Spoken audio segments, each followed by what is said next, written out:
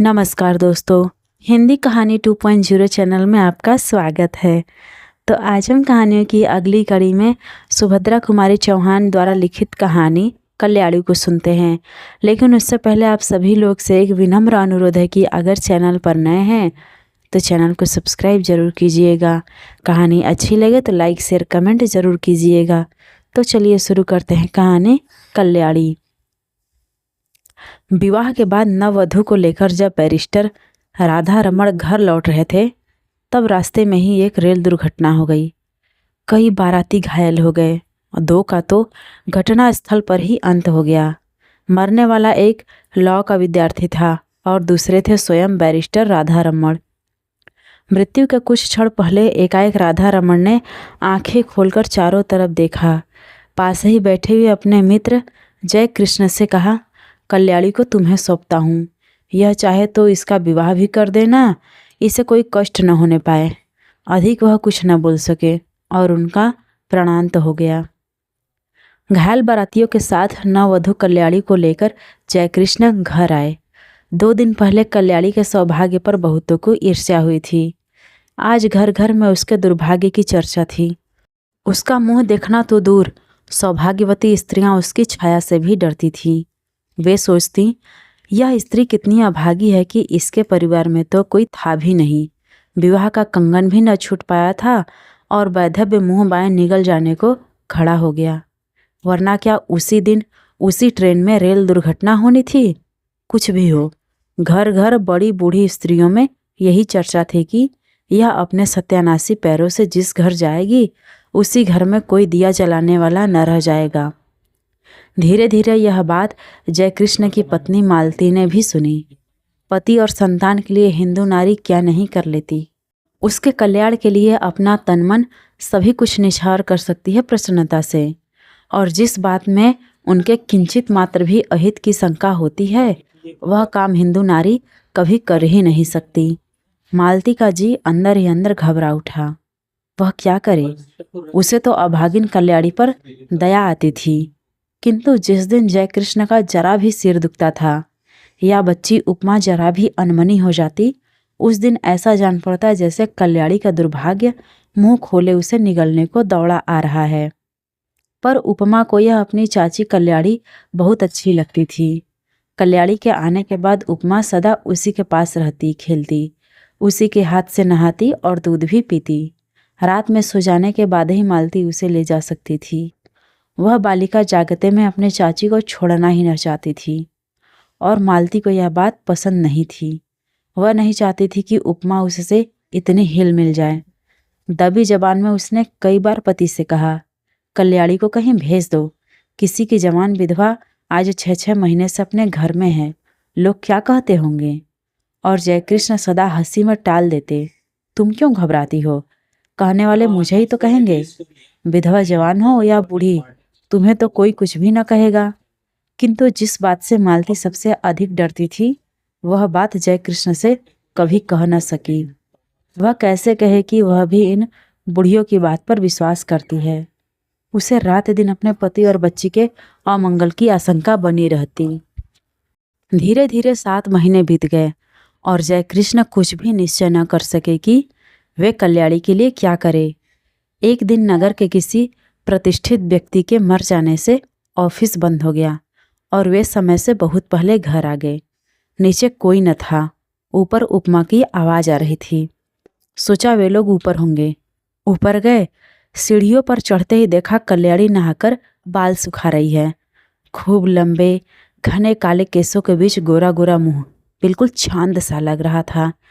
बड़ी बड़ी आंखों में एक विशेष प्रकार का आकर्षण था। ऐसा सौंदर्य तो जयकृष्ण ने कभी देखा ही न था। अंग प्रत्यंग से यौवन जैसे फूटा सा पड़ता था। क्षण भर निहारने का लोभ जयकृष्ण संवरण न कर सके और तभी कल्याणी की नज़र जयकृष्ण पर पड़ी। उसने सिर ढक लिया। लज्जा की लाली उसके चेहरे पर दौड़ गई। उसका सौंदर्य दुगना हो गया। इधर जयकृष्ण का अधीर मन बेकाबू हो चला। वे अब सीढ़ियों से ऊपर जाकर कुर्सी पर बैठ गए। कल्याणी से बोले, मुझे तुमसे कुछ बात करनी है कल्याणी। कल्याणी मरी जा रही थी। वह नहीं चाहती थी कि जयकृष्ण उससे ऐसे समय में कोई भी बात करे जब मालती घर में नहीं है। बात चाहे कुछ भी हो, पर मालती को संदेह जरूर होगा। यह कल्याणी जानती थी। वह इसलिए चुप थी, पर जयकृष्ण फिर बोले। उनकी आवाज भारी और स्वर कांप रहा था। कल्याणी, मृत्यु के समय राधा रमण तुम्हें मेरे हाथों सौंप गए हैं। मेरा कर्तव्य तुम्हें सुखी बनाना है, किंतु सुख का मार्ग तुम्हें ही निश्चित करना होगा। कल्याणी ने आंखें उठाकर जयकृष्ण की तरफ देखा, किंतु देख न सकी। उनकी आंखों में उसने कुछ देखा। उसे अच्छी तरह न जान सकी कि क्या था, किंतु उस दृष्टि में कुछ था जिससे कल्याणी सिहर उठी। एक प्रकार की बिजली सी उसके सारे शरीर में दौड़ गई। यह उसका पहला अनुभव था। कल्याणी ने कहा, आप जो ठीक समझे करें, मैं कुछ नहीं जानती। अच्छा होता कि आप बहन जी के आने पर मुझसे बातें करें। वे सुशीला बहन जी के घर गई हैं। अच्छा, उनके आने पर ही मैं बात करूंगा। कल्याणी कहते हुए जयकृष्ण बाहर चले गए। कल्याणी को यह बात मालूम होगी या स्वयं कल्याणी कह देगी, किंतु अगर आते ही उपमा ने कह दिया कि बाबू चाची के पास ऊपर बैठे थे, तो तुरंत तूफान खड़ा हो जाएगा। इसलिए कल्याणी उसे कहानी कहकर बहलाने लगी। कल्याणी को लेकर जब कभी घर में तूफान खड़ा हो जाता, तब उसका जी चाहता था कि धरती फटे और वह समा जाए। वह नहीं चाहती थी कि वह उनके सुखमय जीवन में विषाद का कारण बने, इसलिए सबसे छिपी छिपी रहती थी। वह यही चाहती थी कि किसी को उसके अस्तित्व का पता न लगे। अभागिन नारी, जिसे परमात्मा ने सौंदर्य देते समय इतनी उदारता दिखलाई थी, उसके भाग्य में सुख का एक क्षण भी न लिखा था। सुशीला के यहाँ मालती को बहुत सी बातें सुनने को मिली। सुशीला की सास ने यहाँ तक कहा, दुल्हन, तुम्हें तो अभी अच्छा लगता होगा, सहेली मिल गई है, पर वह कुलच्छनी है, तुम्हारा घर भी चौपट कर देगी। उस छूत को निकाल बाहर करो। मालती निश्चय करके लौटी थी कि आज वह जयकृष्ण से जरूर कहेगी। अब वह कल्याणी को अपने घर में न रख सकेगी। बहुत दिन रह चुकी। लौटते ही उसने देखा कि जयकृष्ण कमरे में लेटे अखबार पढ़ रहे हैं। उसने अंदर आकर घंटी की बटन दबा दी। उपमा सो गई थी। कल्याणी नीचे आई। मालती ने उसे चाय तैयार करने को कहा। सोचा चाय पीने के बाद कहूँगी, किंतु रहा न गया। दफ्तर पहुंची। जयकृष्ण ने अखबार रख दिया। पत्नी का वे बहुत आदर करते थे। मालती पास आकर बैठ गई। बोली, मैं अभी सुशीला के घर गई थी। सब लोग इस बात से बहुत असंतुष्ट हैं कि हम लोग कल्याणी को अपने घर में रखे हुए हैं। वे लोग कहते हैं कि उसे कहीं और भेज देना चाहिए। जयकृष्ण की भ्रिकुटी टेढ़ी हो गई। उन्होंने कहा, तो जाकर उसे हाथ पकड़कर निकाल दो। उनके स्वर में रूखापन था। उन्होंने करवट बदल ली। मालती चुपचाप चली गई। उसने सोचा, जान पड़ता है कि यह जीवन भर के लिए यहाँ आई है। कल्याणी चाय तैयार करके लाई। चाय मेज पर सजाकर ऊपर चली गई। चाय पीते पीते जयकृष्ण ने पत्नी से कहा, जिसे ईश्वर ने ही कष्ट देने में कोई कसर नहीं की, उसे हम और क्या कष्ट दें। मरते समय राधा रमण उसे मेरे हाथों सौंप गए हैं। कुछ दिन और बीत जाने दो। 1 साल के बाद वह जो कहेगी वही कर देंगे। पढ़ना चाहती है तो वहाँ भेज दूंगा। चाहेगी तो उसका पुनर्विवाह भी कर सकते हैं, पर वह मुझे या तुम्हारी बच्ची को नहीं खा सकती। बेफिक्र रहो। लोग कहते हैं कहने दो, बक रहे हैं बकने दो। दुनिया में हर किसी को प्रसन्न रखने की कोशिश करने वाला किसी को भी प्रसन्न नहीं रख सकता। मालती बोली, मैं यह नहीं कहती कि उसे आज ही कहीं भेज दो, पर 15 दिन बाद मुझे माँ के घर जाना पड़ेगा। मेरी भतीजी का ब्याह है। कल्याणी यहाँ अकेले रहेगी? जयकृष्ण बोले, अकेली क्यों रहेगी, उसे भी साथ ले जाना। मालती ने उत्तर दिया, साथ कैसे ले जाऊंगी? सगुन साइत के दिन लड़की पर इसकी छाया पड़ी तो लोग तो बड़ी बूढ़ी विधवा की छाया से भी हल्दी चढ़ी लड़की को बचाते हैं। फिर जान न पहचान ऐसी स्त्री को जबरदस्ती उसका मेहमान क्यों बनाओ? उन्हें अच्छा ना लगे तो? जयकृष्ण खींचकर बोले, तो कल्याणी यहीं रहेगी। बुधिया की माँ को दिन भर रहने को कह देना। उसे कुछ और पैसे दे दिए जाएंगे। न चाहते हुए भी आखिर एक दिन कल्याणी को घर में अकेली छोड़कर मालती को जाना पड़ा। जाते समय बुधिया की माँ को उसने अच्छी तरह समझा दिया कि बाबूजी को खाना वही परोसेगी। कल्याणी से भी कह दिया था, वह बाबूजी से जैसा पर्दा करती है वैसे ही करती रहे। और बुधिया की माँ रात दिन यही रहे। मालती चली गई। अब जयकृष्ण प्रायः देर से जाते और जल्दी लौट आते। कभी कभी वे दफ्तर जाते ही नहीं। यह बात ध्यान देकर कल्याणी ने देखी। बुधिया की माँ, जो चौकीदारी पर नियुक्त थी, वह कुछ समझ न सकी। पहले ही दिन खाना परोसने गई थी। जयकृष्ण की एक डांट लगते ही लौटकर बोली, बहू तुम ही परोसो, मुझसे न बनेगा, बाबूजी खुशांत हैं। कल्याणी को खाना परोसकर खिलाना ही पड़ा। यही तो जयकृष्ण चाहते थे। खाना खाते खाते जयकृष्ण बोले, कल्याणी तुमने अपने भविष्य के विषय में क्या निश्चित किया है, कुछ कहोगी? कल्याणी संकोच के साथ बोली, मैं क्या निश्चय करने के लायक हूँ? मुझे दुनिया का अनुभव ही क्या है। गांव में विधवा मौसी के साथ रहती थी। एक दिन वही सुना कि मेरा विवाह होने वाला है। किससे होने वाला है नहीं जानती थी। फिर आप लोग ब्याहने आए और जो कुछ हुआ सब आपके सामने है। तब से आपके ही आश्रय में हूँ। आपको छोड़कर, आपके इस घर को छोड़कर कहीं कोई मेरा अपना नहीं है। सुना है विधवा मौसी भी अब इस संसार में नहीं है। फिर मैं क्या निश्चय करूं, आप ही कहिए। जयकृष्ण बोले, शादी होना न होना दोनों बराबर है। पति की तुमने अच्छी तरह शायद शकल भी न देखी होगी। पुनर्विवाह करना चाहोगी? कल्याणी बोली, पुनर्विवाह? विवाह से सुख मिलने वाला होता तो मेरे पति उसी दिन रेल से कटकर न मर जाते, कहकर ठंडी सांस ली। जयकृष्ण ने कहा, तुम्हारा यह ख्याल गलत है कल्याणी। जो कुछ होना होता है होकर ही रहता है। इसमें न तुम्हारा दोष है न तुम्हारे भाग्य का। मेरा तो विश्वास है कि जिस ईश्वर ने तुम्हें इतना रूप दिया है वह सुख भी देगा। हाँ, मार्ग तुम्हें स्वयं निश्चित करना है। तुम चाहो तो मैं तुम्हें पढ़ने के लिए किसी पाठशाला में भेज दूँ। कल्याणी को हंसी आ गई। बोली, अब मैं बूढ़ी होने जा रही हूँ। छोटी छोटी लड़कियों के साथ बैठकर कैसे पढ़ूंगी? और पढ़ना आएगा भी मुझे? मैं तो निरी मूर्ख हूँ। यह हंसी न थी, बिजली कौंध गई थी। जयकृष्ण ने कल्याणी को आज तक कभी हंसते न देखा था। वे सिर से पैर तक सिहर उठे। बहुत संभल कर बोले, कोशिश करने से सब कुछ आता है कल्याणी। फिर भी तुम खूब सोच विचार कर मुझसे शाम को अपना निश्चय कहना। शाम को भोजन के बाद रात को बहुत देर तक कल्याणी और जयकृष्ण बातें करते रहे। पहरे पर नियुक्त बुढ़िया पड़ी हुई खर्राटे भर रही थी। कल्याणी ने कहा, पति को मैं प्रेम न कर सकी, क्योंकि संयोग और वियोग में केवल 2 ही दिन का तो अंतर था। हाँ, दया भाव से प्रेरित होकर उन्होंने मेरा पाणी ग्रहण किया था, इसलिए उन पर मेरी अपार श्रद्धा पहले से ही थी। वह अब भी है, किंतु प्रेम से तो मेरा प्रथम परिचय उसी दिन हुआ जिस दिन आप सीढ़ियों पर चुपचाप खड़े थे। आप विश्वास मानिए कि आपको मैं जितने श्रद्धा भाव से देखती हूँ उतना ही आपसे प्रेम भी करने लगी हूँ। फिर भी आपके साथ मेरा पुनर्विवाह असंभव है। क्यों कल्याणी, तुम्हें आपत्ति है क्या? भर्राई हुई आवाज़ में जयकृष्ण ने पूछा और कल्याणी के हाथ अपने हाथ में ले लिए। कल्याणी ने तुरंत अपना हाथ छुड़ा लिया और संदिग्ध दृष्टि से जयकृष्ण की ओर देखा। जयकृष्ण को अपनी भूल मालूम हो गई। दोनों कानों में हाथ लगाकर बोले, भूल स्वीकार करता हूँ, अब कभी न होगी। फिर कुछ रुककर कहा, कल्याणी तुम मुझसे कभी न डरना। तुम्हारी इच्छा के विरुद्ध मैं तुम्हें कभी न छूऊंगा। पर यह बताओ कि जब पुनर्विवाह करने में तुम्हें कोई आपत्ति नहीं है और तुम मुझे प्रेम भी करती हो, तब तुम्हारा पुनर्विवाह मेरे साथ क्यों असंभव है?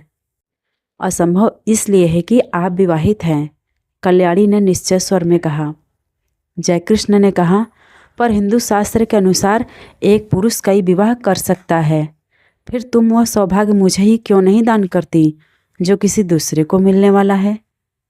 छी छी, कल्याणी बोली, आप क्या समझते हैं कि मैं किसी और से विवाह करूंगी? यह कभी न होगा। मैंने एक बार जिससे प्रेम किया उसी से प्रेम करते हुए मिट जाऊंगी। हिंदू नारी प्रेम करना जानती है, वह प्रेम का प्रतिदान नहीं करना चाहती। मैंने प्रेम किया और करती रहूंगी।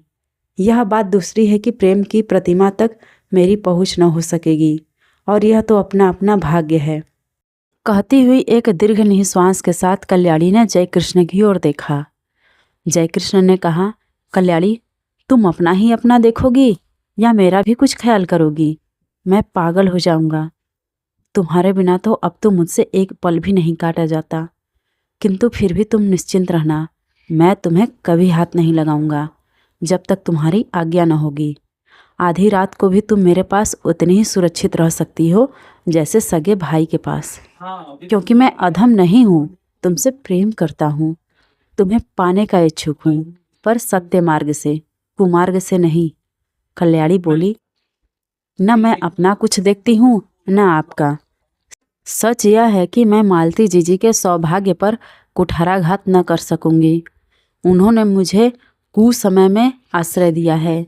जो कुछ बन सकेगा भला करूंगी, उनकी बुराई मुझसे न हो सकेगी। उनकी भले के लिए मुझे अपना बलिदान भी करना पड़े तो सहर्ष कर दूंगी, मगर उनकी ज़िंदगी में कांटा बनकर नहीं रहूंगी, पर मेरा जीवन कंटक में बना दोगी। कहते जयकृष्ण ने ठंडी सांस ली और सतृष्ण नेत्रों से कल्याणी की ओर देखा। कल्याणी ने कहा, यह सब मानसिक विकार है, कुछ दिनों में अपने आप दूर हो जाएगा। आप समझते हैं मुझे कम कष्ट हो रहा है? मैं नारी होकर भी सब कुछ सहने को तैयार हूँ। आप तो पुरुष हैं, कठिनाइयों से लड़ने के लिए ही आपका जीवन है। मैंने मालती जीजी को पत्र लिख दिया है, वे आती ही होंगी। उनके आते ही मैं आपसे विदा ले लूँगी। विदा से पहले एक भिक्षा मांगती हूँ, केवल आपके चरणों की धूली, और मैं कुछ नहीं चाहती। आप मेरे देवता हैं। जयकृष्ण के पैरों के नीचे से जैसे धरती खिसक गई हो। घबराकर बोले, तुमने मालती को पत्र कब लिखा और क्या लिखा? लिखने से पहले मुझसे पूछा क्यों नहीं? कल्याणी बोली, मैंने और कुछ नहीं लिखा, यही लिखा है कि उपमा के बिना बहुत बुरा लगता है, तुम जल्द से जल्द चली आओ। और लिखती भी क्या, किंतु आपके साथ मेरा अकेला रहना उचित नहीं। हम दोनों एक दूसरे से प्रेम करते हैं, न जाने किस दिन क्या हो जाए, और मैं नहीं चाहती कि हमारे बीच में कोई भी ऐसी बात हो जिसे कलंक का स्वरूप दिया जा सके। जो कुछ तुमने किया ठीक ही किया कल्याणी, सो जाओ, रात बहुत हो चुकी है। और उठते हुए कल्याणी ने झुककर जयकृष्ण के पैरों को माथे से लगा लिया। जयकृष्ण बहुत उद्विग्न थे। कल्याणी ने ऊपर जाकर दरवाजे बंद कर लिए। जयकृष्ण खाट पर पड़े करवटें बदलते रहे, उन्हें नींद नहीं आई। दूसरे ही दिन मालती दोपहर की ट्रेन से आ पहुंची। दफ्तर से लौटते ही जयकृष्ण ने देखा उपमा खेल रही है। रात भर सो न सकने के कारण उनका चेहरा उतरा हुआ था। मालती ने देखते ही पूछा, क्या तबीयत खराब थी, क्या हुआ? जयकृष्ण ने कहा, कुछ नहीं, सिर में बहुत दर्द है। अज्ञात आशंका से मालती फिर से हर उठी। कल्याणी तो अभी है ना इस घर में? उसने पूछा। तुम तो अपनी बात के आगे किसी की भी नहीं सुनते। कितनी बार कहा उसे कहीं भेज दो, पर जब तुम मानो तब ना। इस तरह तुम्हारे सिर में दर्द वर्द होता है तो मैं घबरा जाती हूँ। सभी लोग कहते हैं वह अभागिन है। जयकृष्ण को दूसरा ही भय था। वे यही सोच रहे थे कि कौन जाने कल्याणी है भी या नहीं, कहीं वो चली तो नहीं गई, क्योंकि उसने कहा था कि मालती के आते ही वह विदा ले लेगी। विदा का अवसर कहीं आ तो नहीं गया। जयकृष्ण का हृदय धड़क रहा था।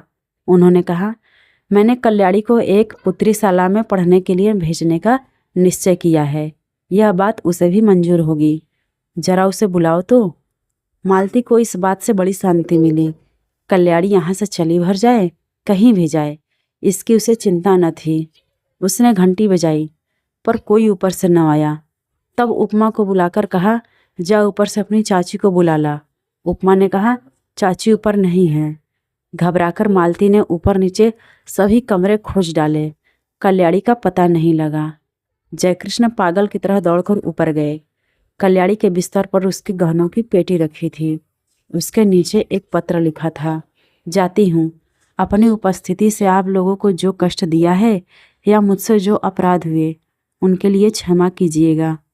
मेरी खोज न कीजिएगा, व्यर्थ होगी। मेरे ये गहने उपमा के लिए हैं। अभागिन कल्याणी। तो आज की सुभद्रा कुमारी चौहान जी द्वारा लिखित कहानी कल्याणी आपको कैसी लगी कमेंट करके ज़रूर बताइएगा। और अगर चैनल पर नए हैं तो चैनल को सब्सक्राइब ज़रूर कीजिएगा और अपने दोस्तों को भी शेयर कीजिएगा।